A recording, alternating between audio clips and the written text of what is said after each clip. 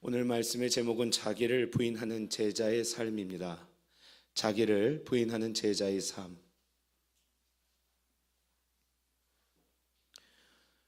사순절기의 귀한 날들이 이어지고 있습니다.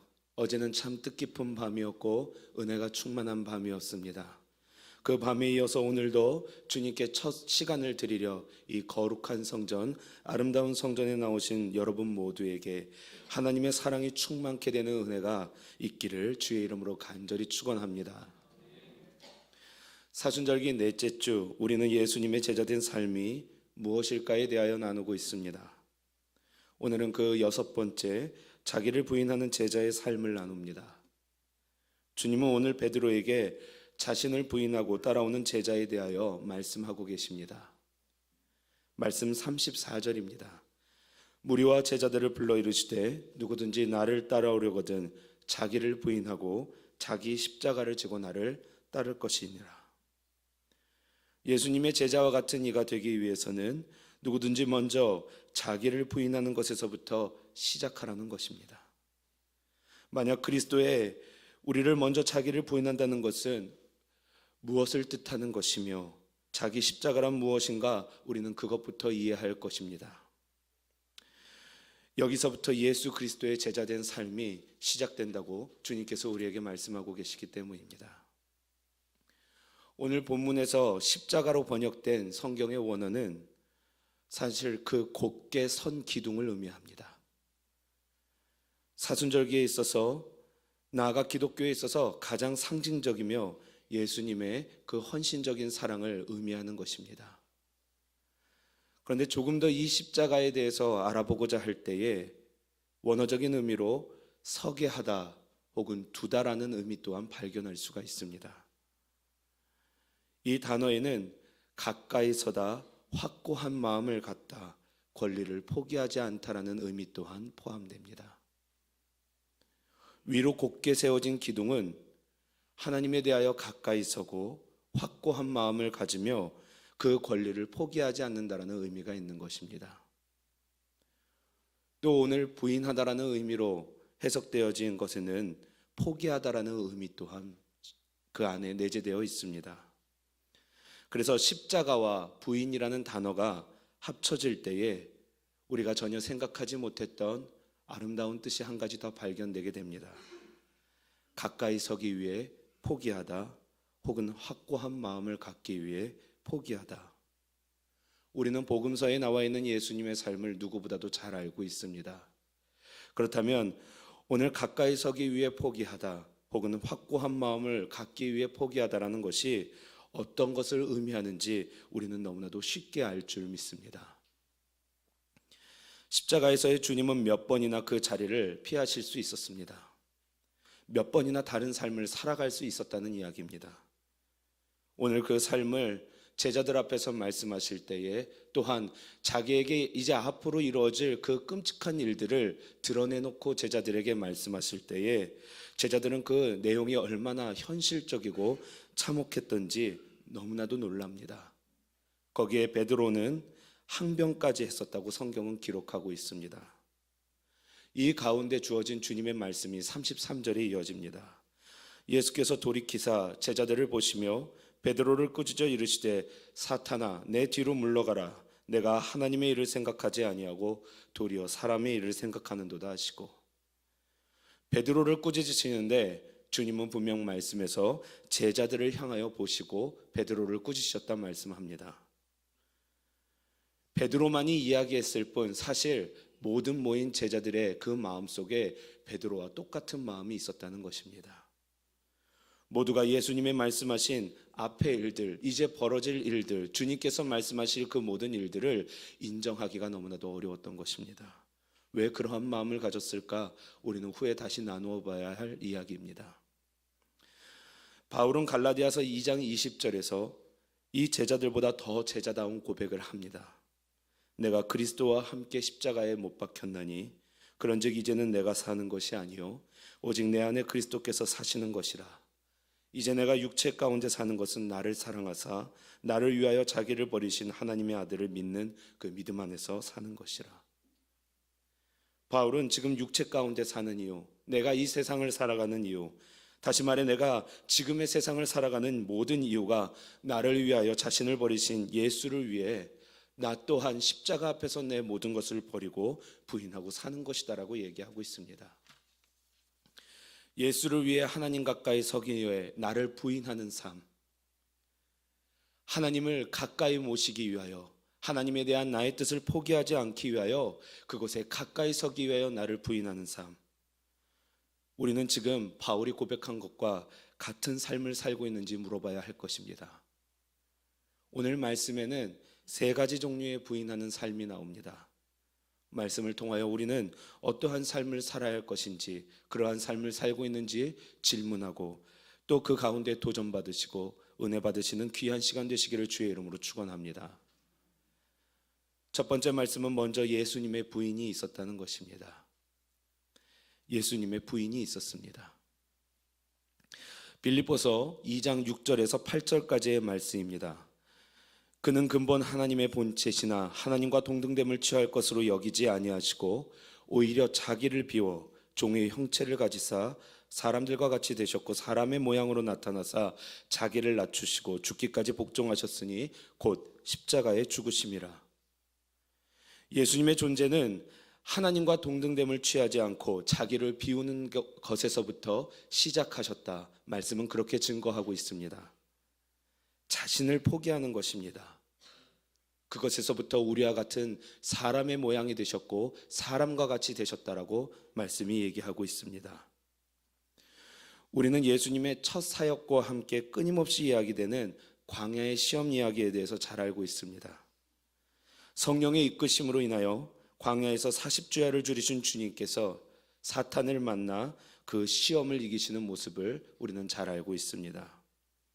늘 우리는 이 말씀을 대할 때에 예수님께서 사람의 본능적인 유혹과 하나님의 말씀을 따르는 순종적인 것의 대결로만 생각하고 그렇게 읽었습니다.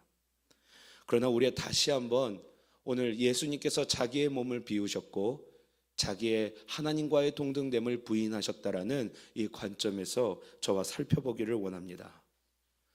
예수님은 하나님과 본체셨으나 동시에 동등됨을 버리셨습니다.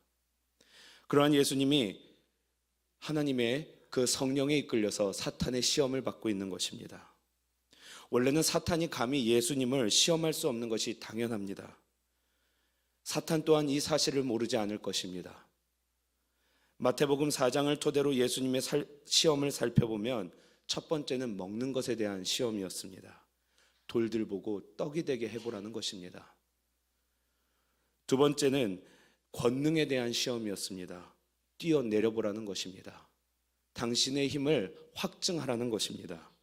마지막으로 영광에 대한 시험입니다. 그의 합당한 영광을 가져보라는 것입니다. 나에게 절하면 그 영광을 주겠다고 사탄이 유혹하고 있습니다. 그리고 예수님은 이 세 가지 유혹을 각각 신명기 8장 3절, 6장 16절, 6장 13절의 말씀으로 물리치고 계십니다. 그런데 이 세 구절의 말씀을 다 들여다보면 이스라엘의 독특한 사건들과 연결된 것임을 알 수 있습니다. 바로 만나 사건과 출애굽 사건과 무리바 물 다툼의 사건입니다. 먹는 것과 사람이 종되었던 것과 그리고 마시는 것, 정말로 인간의 기본적인 것으로 하나님께 대항했던 이스라엘 사람들의 그 역사를 두고 사탄은 예수님을 시험하고 있는 것입니다. 가장 인간적인 입장에서 주님은 또한 대답하고 계십니다. 왜 그렇습니까? 사탄이 예수님께 하는 시험에 대하여 주님께서 누구보다도 그 본질을 잘 이해하고 계셨기 때문입니다. 사탄은 이러한 질문을 하고 있는 것입니다. 예수여, 당신이 하나님과 동등됨을 부인하는 지금의 삶을 부인하라.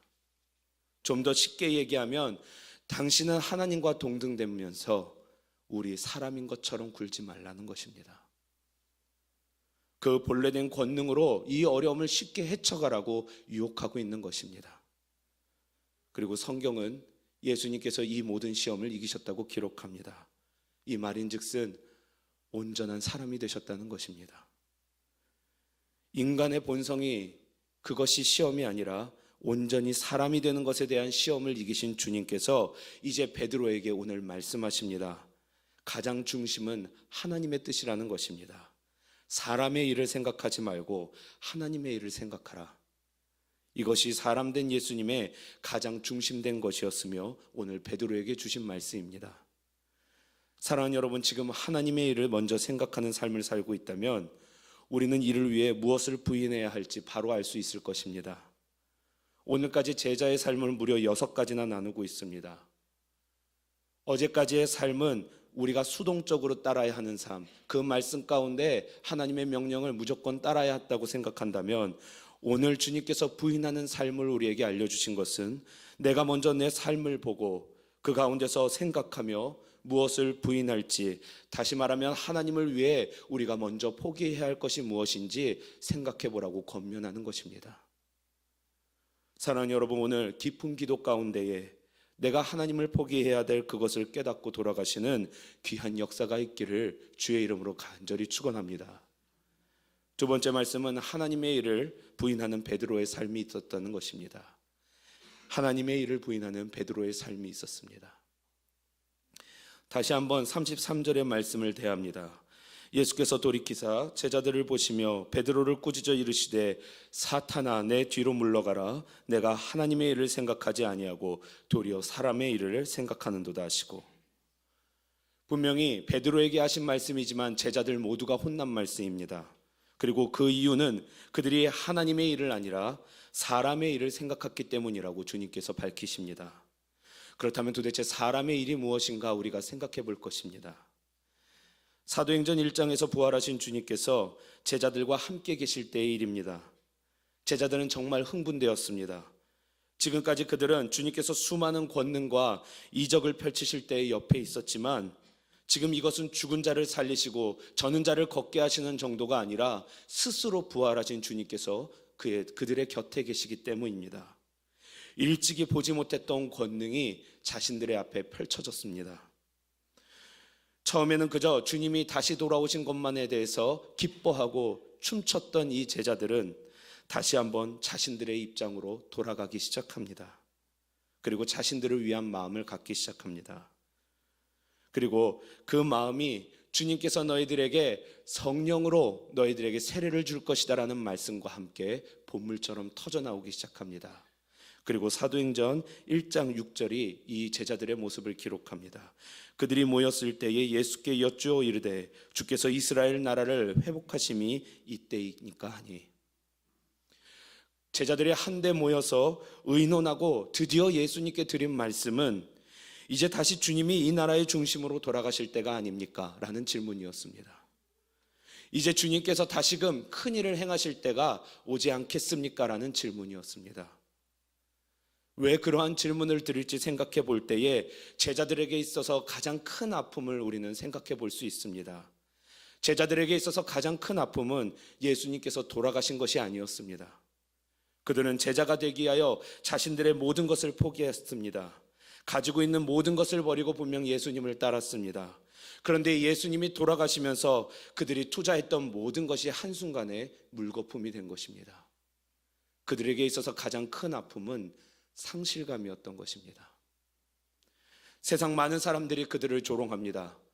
내가 스승이라고 여겼던 예수, 내가 메시아라고 얘기했던 예수가 어디 있느냐라고 제자들에게 물어볼 때에 그들은 상실감 속에서 자신들이 지금까지 살아왔던 모든 삶의 의미를 잃어버렸던 것입니다. 그런데 그러한 때에 주님께서 다시 부활하셔서 살아오시자 그들의 마음에 얼마나 큰 환희와 또한 회심이 들었는지 우리는 잘 알 수 있을 것입니다. 오늘 말씀 가운데 시작은 저 유명한 베드로의 고백부터 시작됩니다. 사실 우리는 마태복음 16장 16절의 그 표현을 조금 더 좋아하고 익숙해합니다. 시몬 베드로가 이르되 주는 그리스도시요 살아계신 하나님의 아들이시니이다. 주는 그리스도시요 살아계신 하나님의 아들이라고 고백한 베드로가 지금 주님이 자신을 떠난다라는 사실을 듣자 큰 상실감을 느끼고 주님께 항변하는 것입니다. 마태복음의 표현을 빌리자면 주여 그렇게 하실 수 없나이다라고 주님께 얘기하고 있습니다. 그런데 우리는 이 감정이 정말 예수님을 위한 것이었나, 베드로가 정말 예수님을 위해 말하고 있는지를 생각해 보자는 것입니다. 신앙생활을 하면서 가장 우리가 크게 흔들릴 때가 언제입니까? 주님께 최대한 헌신하고 바로 봉사하고 내가 할 수 있는 모든 것을 드렸는데 내가 생각한 그 일이 내가 생각한 모습대로 되어지지 않을 때 우리는 너무나도 힘들어합니다. 준비하고 열심히 한 것은 나인데 내가 다 준비했고 내가 그 가운데 가장 열심히 헌신했는데 공은 엉뚱한 사람이 챙겨가는 것입니다. 내가 힘들게 치워놓았는데 아무도 알아주지 않고 내가 힘들게 정리해놨는데 다른 사람이 그것이 자기가 한 일이라고 얘기합니다. 내가 한 것인데 내가 이루어 놓은 것인데 내 수고였는데 내 뜻대로 움직여주지 않는 상황이 나에게 닥칠 때에 우리는 무너진다는 것입니다. 오늘 주님께서 제자들의 이 마음을 아십니다. 이 베드로와 똑같은 마음을 가진 제자들 앞에서 말씀하십니다. 하나님의 일을 먼저 생각하라. 사랑하는 여러분, 이제 전도가 시작됩니다.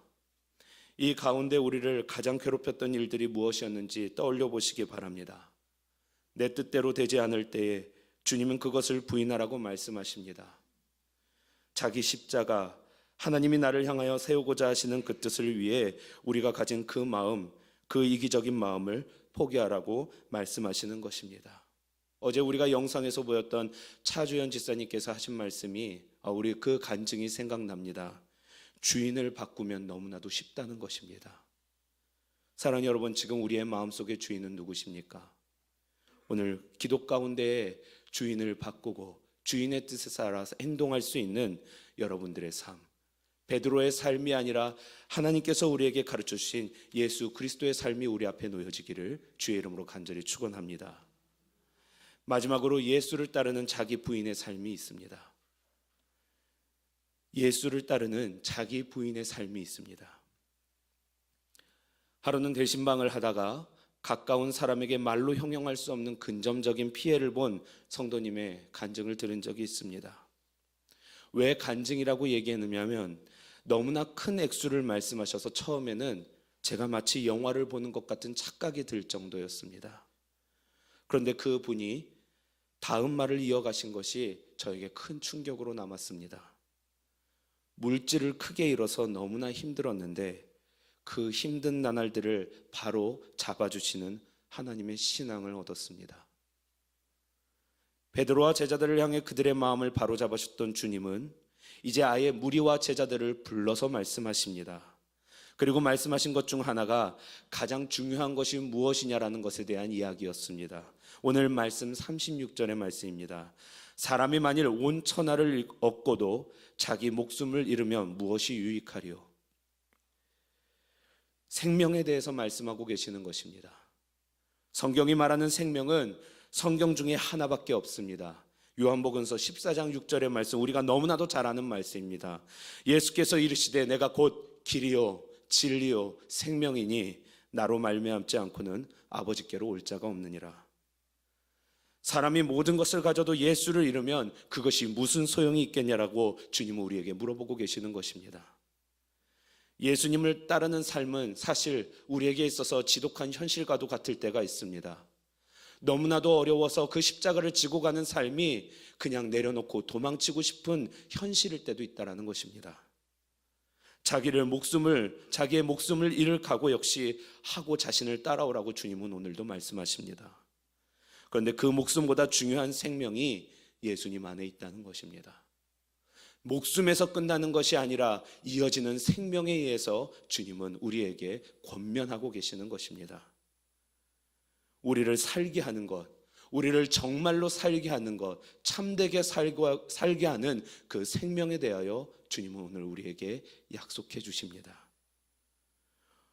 오늘 8장 마지막 말씀, 누구든지 이 음란하고 죄 많은 세대에서 나와 내 말을 부끄러워하면 인자도 아버지의 영광으로 거룩한 천사들과 함께 올 때에 그 사람을 부끄러워하리라. 이 부끄러워하다는 뜻으로 해석된 것에 더 의미가 있습니다. 그것은 거리끼다라는 표현입니다. 내가 만약에 나와 내 말을 부끄럽게 여기면, 거리낀다면 나도 내가 다시 올 내 세상에 대해서 너를 볼 때에 거리낄 것이다 라고 말씀하는 것입니다. 얼마나 무서운 말씀입니까? 우리가 우리 세상의 모든 것을 지고 있어도 하나님의 나라가 올 때에 우리는 하나님에게 거리끼는 존재가 된다는 것입니다. 이 세상의 삶을 사는 것이 전부라면, 우리가 이 세상 가운데의 삶만을 전부로 생각한다면 우리는 복음에 대한 열망과 헌신이 모두 헛된 것임을 알아야 할 것입니다. 그것은 세상의 이치나 논리가 우리의 삶을 더 부욕해 여길 수 있고 우리의 삶을 더 편리하게 만들 수 있음을 인정해야 할 것입니다. 그러나 우리는 예수 그리스도의 부활의 삶, 소망의 삶을 살고 그리고 믿고 따르는 이들입니다. 오늘 말씀은 오병이어와 비견되는 칠병이어의 사건 이후에 기록되는 장면들입니다. 먹는 것에 대한 절정의 이적 칠병이어의 사건 후에 주님은 아직도 제자들에게 왜 그들을 먹이셨는지를 모르는 제자들에게 나무라십니다. 우리는 너무나도 이 질문의 답을 모르고 있었습니다. 그러나 우리는 압니다. 바울의 고백입니다. 그런즉 먹든지 마시든지 다 주의 영광을 위하여 하라. 예수를 따르는 자기 부인의 삶은 무엇입니까? 예수님을 위해 우리의 모든 것이 하나님께서 주신 것이니 예수를 따를 때에는 그것을 과감히 놓고 포기하고 따를 수 있어야 된다라고 우리에게 말씀하고 있는 것입니다. 사랑하는 여러분, 오늘 9장 1절에 주님께서 약속하신 말씀을 함께 보시기 바랍니다. 또 그들에게 이르시되 내가 진실로 너희에게 이르노니 여기 서 있는 사람 중에는 죽기 전에 하나님의 나라가 권능으로 임하는 것을 볼 자들도 있느니라 하시니라. 오늘 우리에게 허락된 삶은 죽기 전에 하나님의 나라가 권능으로 임하는 것을 보는 것이 우리에게 허락된 삶입니다. 이 가운데 우리는 부인하는 제자의 삶으로 하나님을 맡고 하나님을 섬기며 하나님을 따르는 삶이 되어야 할 것입니다. 오늘 전에 읽었었던 갈라디아서 2장 20절의 말씀으로 오늘 말씀을 맺고자 합니다. 내가 그리스도와 함께 십자가에 못 박혔나니 그런즉 이제는 내가 사는 것이 아니요 오직 내 안에 그리스도께서 사시는 것이라. 이제 내가 육체 가운데 사는 것은 나를 사랑하사 나를 위하여 자기 자신을 버리신 하나님의 아들을 믿는 믿음 안에서 사는 것이라. 오늘 이 바울의 고백과 그 삶이 저와 여러분의 삶이 되시는 큰 축복이 있기를 간절히 축원합니다. 함께 기도하시겠습니다.